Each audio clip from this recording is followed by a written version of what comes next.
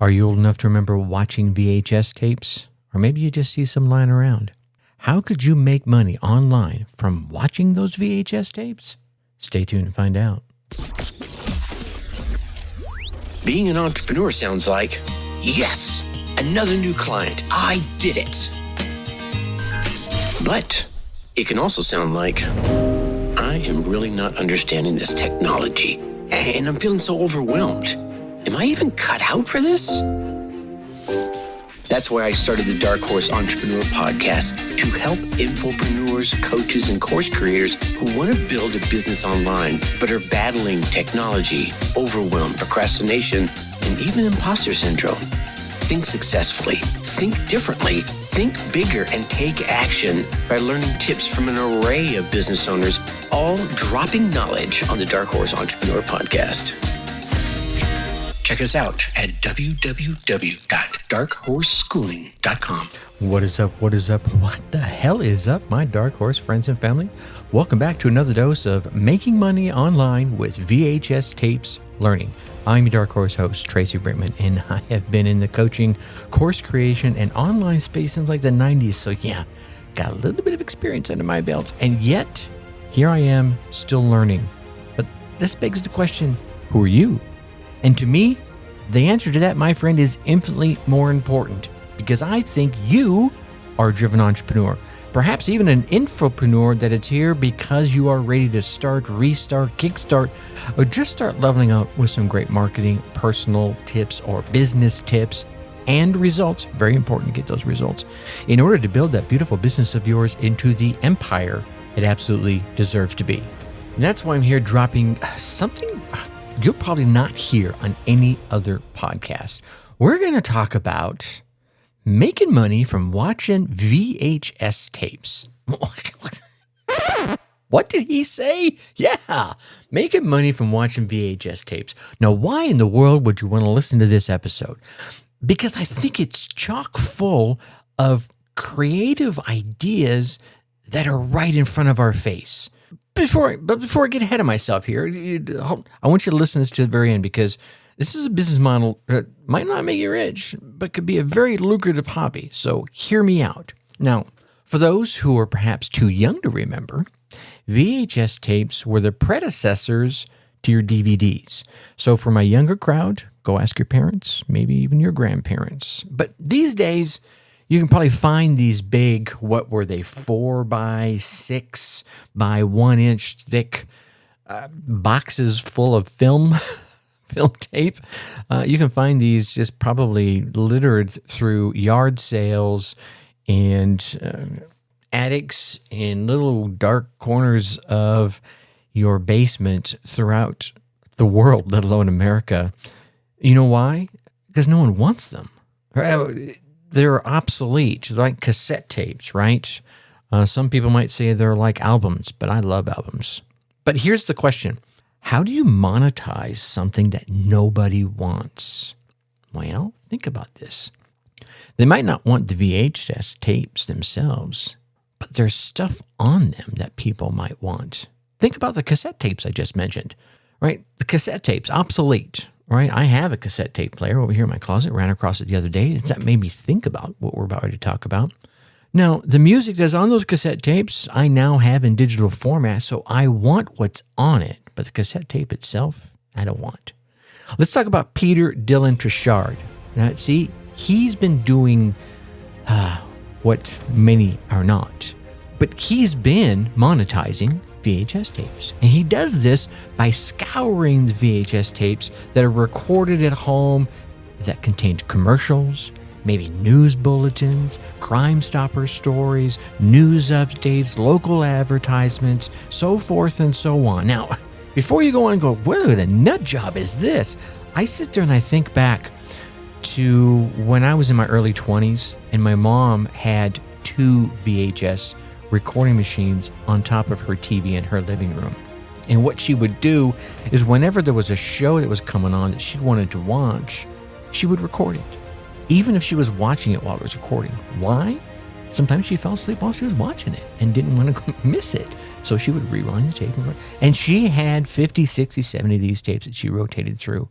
Many of them ended up in her storage facility. She had a large storage facility when my dad and her retired, and she never got rid of them. Yeah. So someone like Peter Dylan Trishard would come along and scoop those up from them, and he would scour through them. Now, unlike television programs and movies, no one else is going to officially release these little, I don't know, VHS time capsule nuggets. So this really kind of creates an opportunity for someone to look for them, capture them, and post them on Twitch, on YouTube, on Vimeo, on their websites, wherever it is. Okay, that sounds tedious, Tracy. How am I going to make money doing that? Well, think about it. You can monetize this through any number of channels, through paid advertisement, through Patreons, right? And you take someone like Pete, who doesn't just curate, he also comments. Now, Pete takes a step further than some might, and myself might be, but he provides this witty Beavis and Butthead style commentary on whatever's happening in front of the tapes. Think Theater 2001 with the little animated characters, with the little puppet characters, and the live guy watching this old, dated horror movie and making all their witty comments. There you go, something like that. Now, here's the cool thing. Imagine getting paid to literally watch old VHS tapes to find those hidden gems within.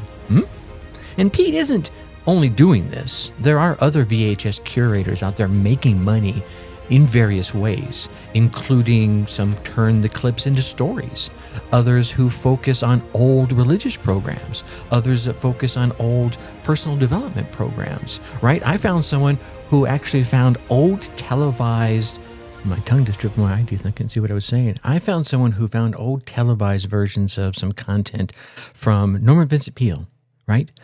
Who was the other person I'm thinking of? Oh, Napoleon Hill. Thank you. Yeah, from Napoleon Hill from back in the 50s, cleaned it up and then put it on, his YouTube channel. Yeah. And he's driven thousands, probably hundreds of thousands, I'm not going to look it up right now, of views. And of course, he's on the YouTube program, so he's getting monetized from that. Keep in mind, right, as you find these nuggets, if you want to try this, you may receive a cease and desist notice. There could be someone out there who owns the rights to it, and they may want to enforce some 30, 40, 50 plus year old copyright. If you receive one, it's really easy to remove that particular clip rather than fight it. That's fine. And maybe you find out it's part of eminent domain or whatever it is. They're calling it Creative Commons, and you have a right to do it. You could fight it. But here's the thing. This particular business model, while it might not make you rich, it could be a lucrative hobby if you get enough followers and subscribers to tune into your broadcast, to view your videos. And as you're going through it, what could really be cool is maybe you find some unique niche that's out there that you're just like, wow, this is really cool. Let's think about Crime Stoppers for a moment. Now, maybe there's some old stories out there that have been long since forgotten, and you come across someone who has all this recordings on VHS of old television news broadcasts. You could take those old broadcasts and show and just put them up there and say, remember when this, and Crime Stoppers that, and here's how we used to do it. I don't know, I'm just shooting ideas out here. Old news bulletins. I think so many times we get so caught up in what's going on today that we forget, you know what? It happened back then as well. And it hasn't really changed. So the world isn't going to hell in a handbasket because you know what? It was happening back then. It's happening now. I'm off on a little rambling. Anyway, let me reel myself back in here, right? Here's an idea that just hit me. So some of the movie stars and, talking heads from back in the day, back in the VHS days, they're getting older, right? And they're passing away, unfortunately. That's just how it happens. So if you had a library of this content, you could pull together a little, memorial to them that you could air that could gain momentum. And again, if you think about putting it on YouTube, it could gain momentum and you can get paid for it. There is a YouTube program that once you reach, 1,000 subscribers and 4,000 hours of watch time, they'll start paying you for your views. Every single view you get X amount of pennies, right? I think they pay per 1,000 views. So, if I remember correctly, it's between $20 and $50 on the average per 1,000 views. Now think about this. If you find something unique in a basket of old VHS tapes that you could bring to life and take people down memory lane once again, not copyrighted content here, but you're like, wow, remember when, right?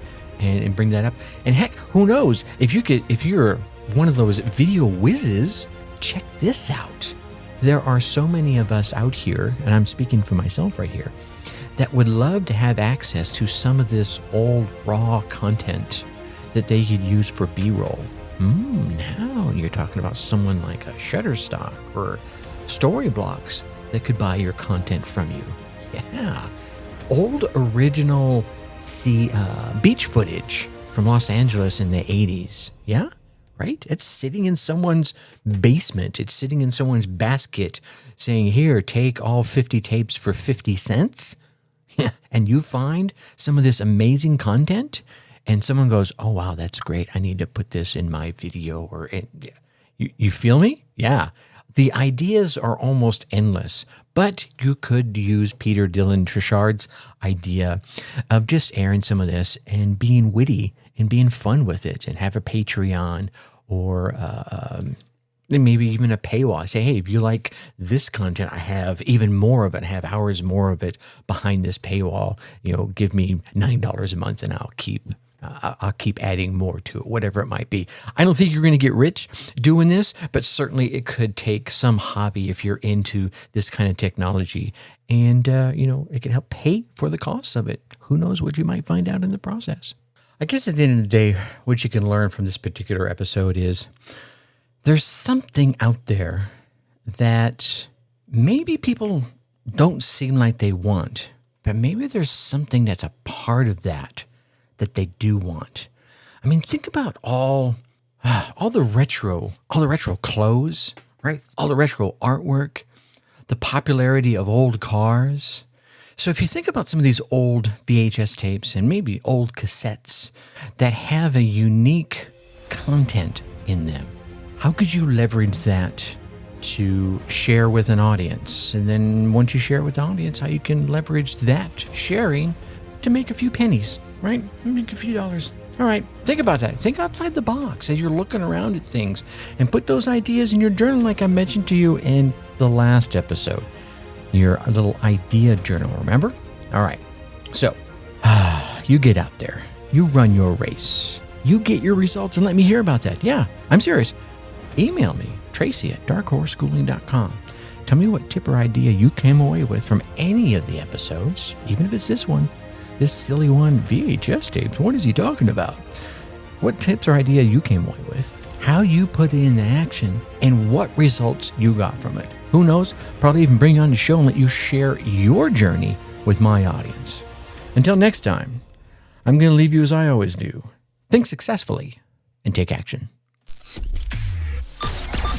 Thank you for listening to the Dark Horse Entrepreneur Podcast. Thanks for tuning in. Check us out at www.darkhorseschooling.com. All right. My name is Tracy Brinkmann.